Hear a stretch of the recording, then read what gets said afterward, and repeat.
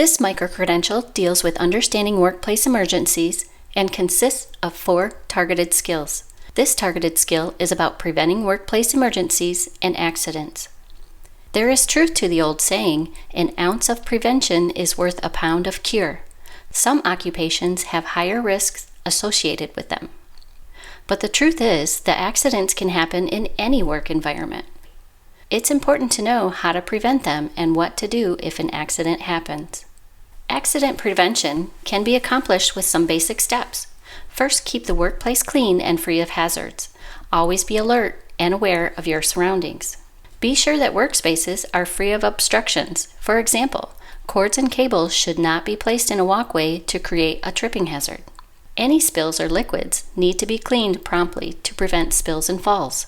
Merchandise or items in storage should not be crowded onto high shelves or stacked above a safe height. To be alert and aware, you need adequate sleep. Many workers, such as nurses, airline workers, and truck drivers, often work long shifts and irregular hours. This can disrupt sleep cycles and put workers and others at risk.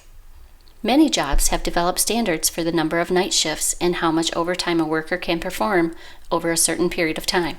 Second, be sure that the workplace has posted proper warning signs. If there are electrical cables or hazardous materials, the area needs to be labeled as such. Some areas with high voltage or other hazards should be labeled for restricted access only. Chemical storage needs to be clearly marked. If the area requires a hard hat, the appropriate sign should be posted. Third, pay attention to conditions in your work environment. A very hot environment requires workers to drink several cups of water every hour, even if they're not thirsty. OSHA's Heat Illness Prevention Campaign educates employees and employers on the amount of fluid intake, rest, time spent outside, and other important factors.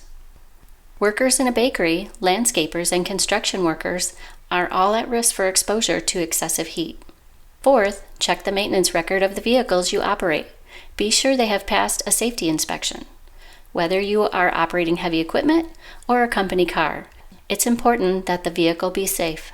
Fifth, if you see something dangerous at work, report it. An unstable stack of materials, a broken or dangling wire, an unstable stack of materials, workers without hard hats or safety glasses are all accidents waiting to happen. Sixth, a good safety training program is important. You should be trained in safety procedures, how to use protective equipment, as well as how to operate machinery or equipment required for your job. Seventh, the employer must provide any protective equipment required for the job. Hard hats, work gloves, and safety goggles all should be provided by the company. Some workers will need earplugs, harnesses, and different types of safety equipment depending on the type of job. Inspect the equipment for defects before using. Eighth, don't take shortcuts. It's always tempting to take a shortcut, but not with safety. If your job requires protective equipment, wear it. If the area is restricted, then don't go there without authorization. If you are tempted to run a cord across a walkway, think again. Someone could trip. If you need to reach a high shelf, use a step stool with a stable base, not a wheeled chair. If you work in a hot environment, make sure to stay hydrated. If an accident should happen, report it immediately to a supervisor. Accidents do not need to involve a serious injury to be reported. Heat stress may not be recognized as an injury, but is dangerous, and the worker will need treatment. By reporting a minor incident, a condition can be corrected to prevent a more serious accident later. If first aid is required, it should be done immediately or as soon as possible.